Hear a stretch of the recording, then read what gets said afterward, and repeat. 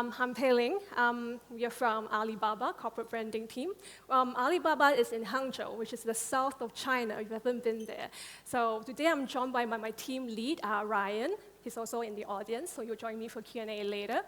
So it's great to be here in London. It's our first time here, so we're really excited that the weather has been lovely, and I have been hearing lots of branding perspectives from the Western audience, if you will. So what I would like to do is to give you to challenge you maybe for a bit. How is it like to do branding in a Chinese tech company like Alibaba? So before I start, I would like to find out how many of you here actually know of Alibaba? It's okay if you don't know. Wow, okay, thank you. It's great. It's great because we have no awareness. How is it like outside of China? We know that China is huge, but what about it in European markets? It feels like we are just starting out all over again. So thank you for the little bit of survey. So without further ado, maybe let's start with the sharing.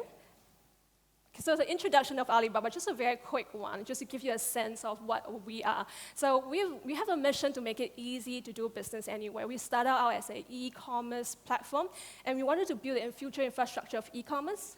And we started out in 1999. We started out as Alibaba.com. We started out as a B2B platform connecting buyers and sellers. So since then, we have evolved. From e-commerce being a core pillar, we have included now digital payments. We have payments like Alipay. I think you're familiar with that maybe. And then we have cloud computing. We have digital media and entertainment. We have innovation initiatives and so on. So the case for Alibaba stands. So when you see that, we realize that we have a very big ecosystem. It's not just e-commerce, like I said. It's computing, it's logistics, it's payments. So we have a lot of business scenarios. And at the same time, we are also very big, we are very complex, and we are also growing very quickly. This is only the 20th year for Alibaba. So I think into the speedy growth, and coupled with how we have evolved from e-commerce to all these things, we really need a unifying set of visual assets or design language. When we are going out to meeting customers, when you're talking about Alibaba brand, what does it look like, and so on. So we thought that the 20th year, which is this year, is a good timeline. It's a good milestone for us to really reunite all our assets. So these are the big application scenarios I'm talking about. Because our businesses are so diverse, we have different considerations. Chinese consumers are shopping so much on their handphones and their mobile. So for us, mobile apps are very important. And also we have sales festivals, like I said, Singles Day, Double 11. If you will, it's only one of the many festivals that we have. We have 318, we have 618, different kind of sales festivals that we try to engage our consumers with. At the same time, we also have the data screen, which you'll see in detail later, and also operating systems and so on, architectural space. So we needed to have a typeface that covers all of these various business scenarios. Cover them across all this, and also at the same time speak a very beautiful representative language of Alibaba.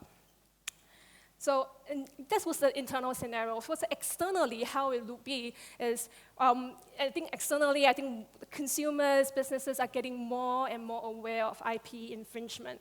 So I just want to highlight a recent case. We have a copyright case involving Microsoft Yahoo. So what happened was there's a design intern that took the font of the operating system of Microsoft, and they decided to produce, posters for commercial use. So this went out, and then in the end, they were sued. They lost about 4.2 million USD, and then people were laid off. So it's actually serious, and people started getting very aware, increasingly, of how IP is going to affect them, IP infringement is going to affect them. So this becomes a very big conversation recently, just in China.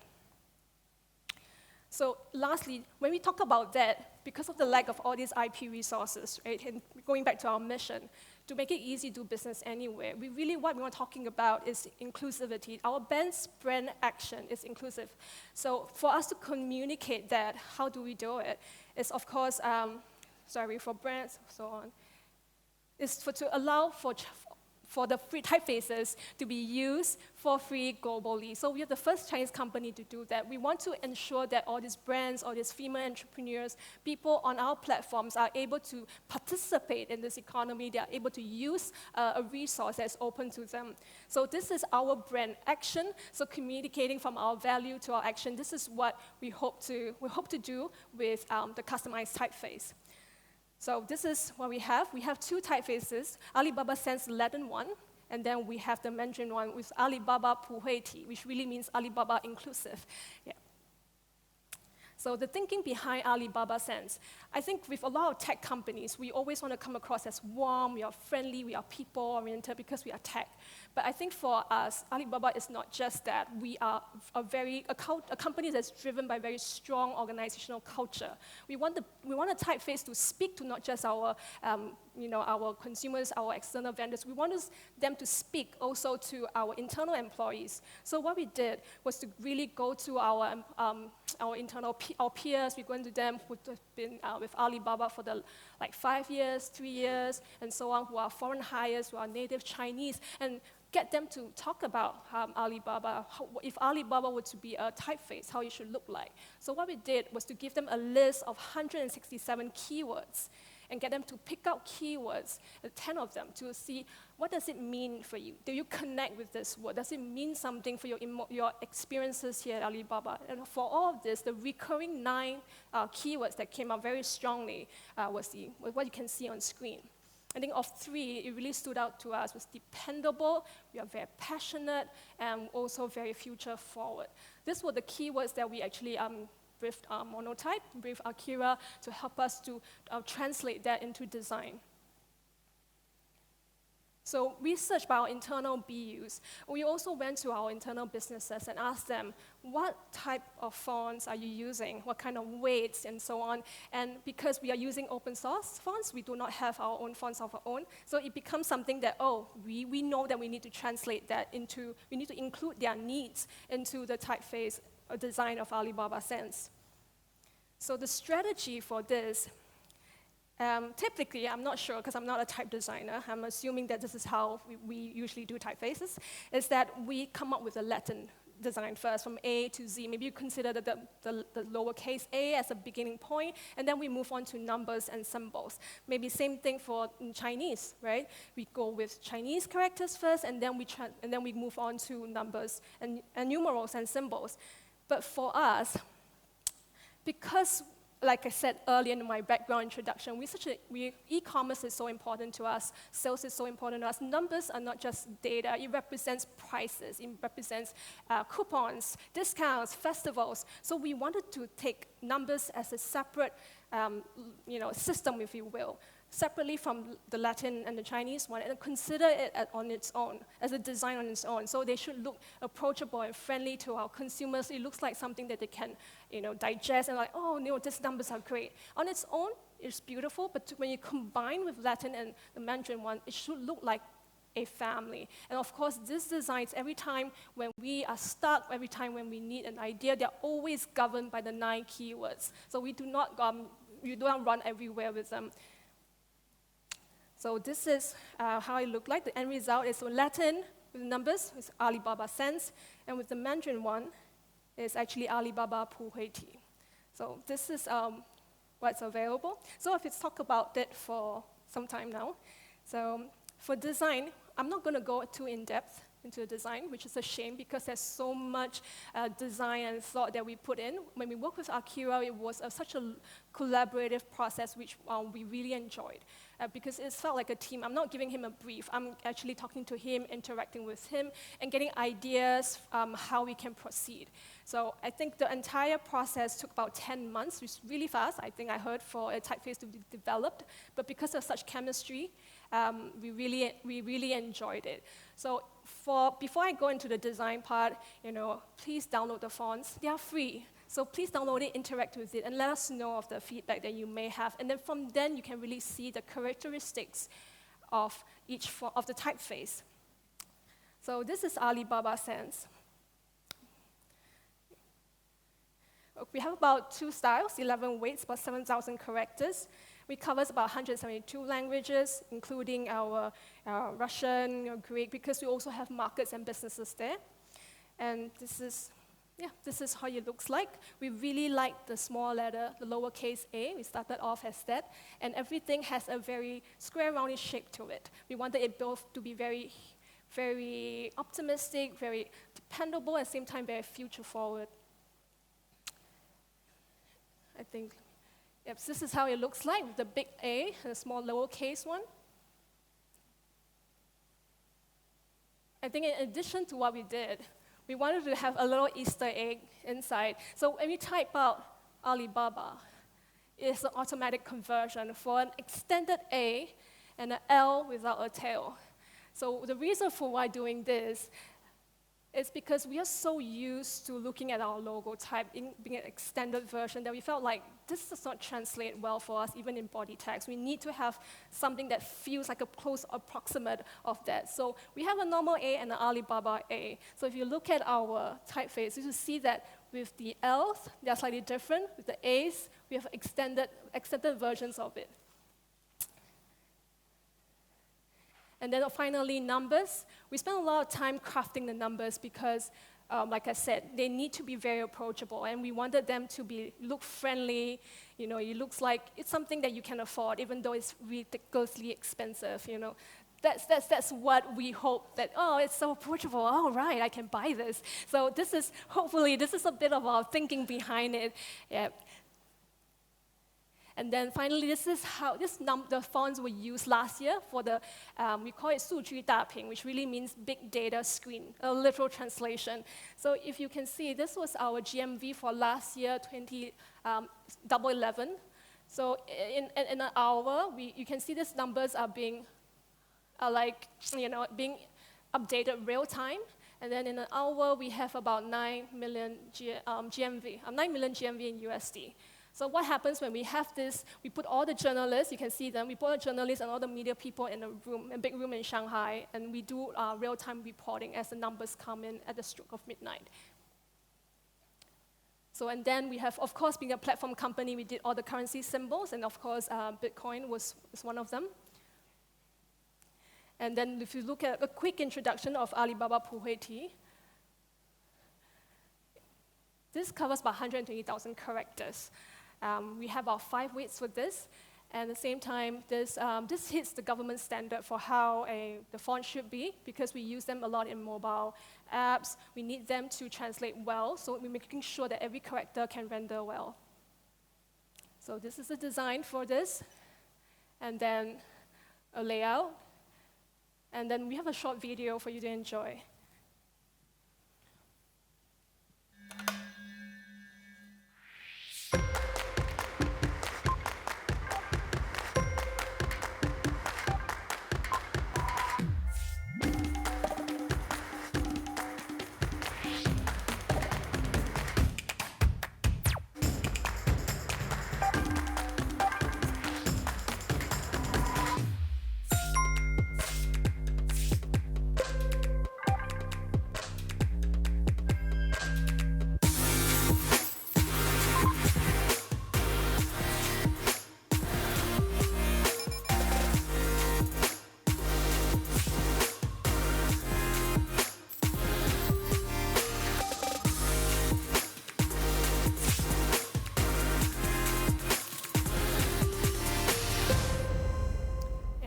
So if you compare all the type videos that we've seen today, we talk about the beauty of typefaces, right? From Helvetica Now to, I think, the bank one. Sorry.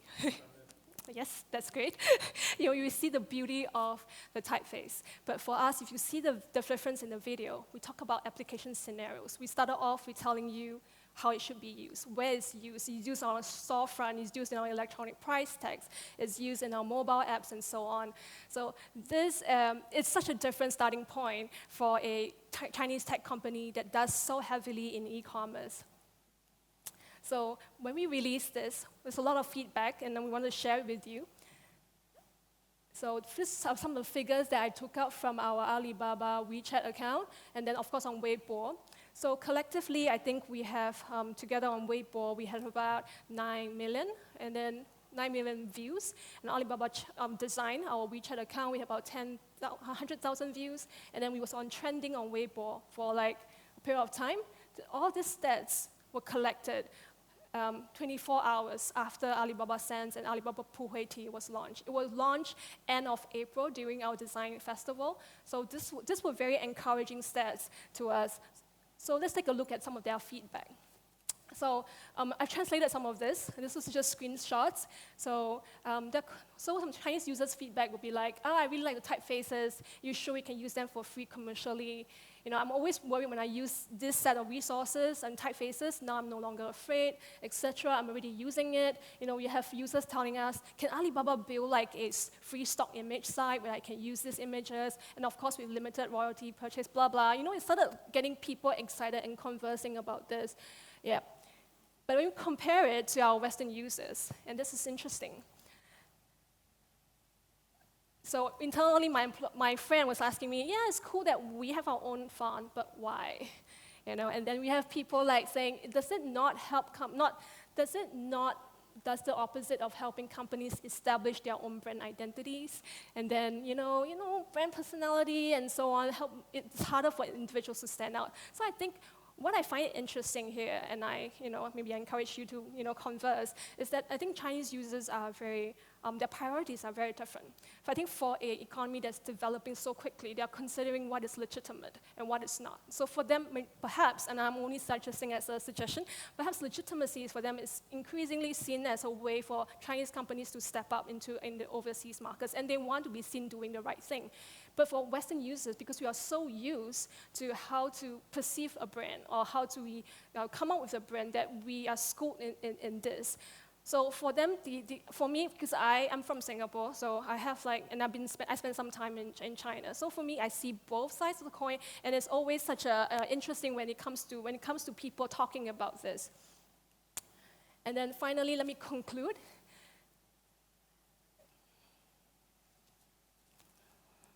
Okay, so these are still feedback, still screenshots, so I'm going to translate it for you. Oh. So inclusivity is free to use. This itself is Alibaba's brand action. Awesome. And then typefaces are very important. People don't think it's more or less the same, but it's actually very important because copyright infringement. We have a big event in the field of type design, because it's mainly take care of e-commerce businesses' needs. Businesses are most vulnerable legal cases. And then first-time Chinese company has offered a free resource. I think this is most satisfying to make it easy to do business anywhere. It was by a user who left a comment. And I think I want to say this because I think when we have it's great that we have a mission, but when the mission translates into something that the end user can take and receive it and agree with you without us doing anything, and it's so organic that it makes it very satisfying. And I think that is something that was very unexpected, but it was a good result, because then you get people to sort of agree with you and align with you on what you're trying to do here. And what we're really trying to do here is to translate the mission into something that is, something that you can benefit and take part in and be inclusive. So thank you. I end my presentation.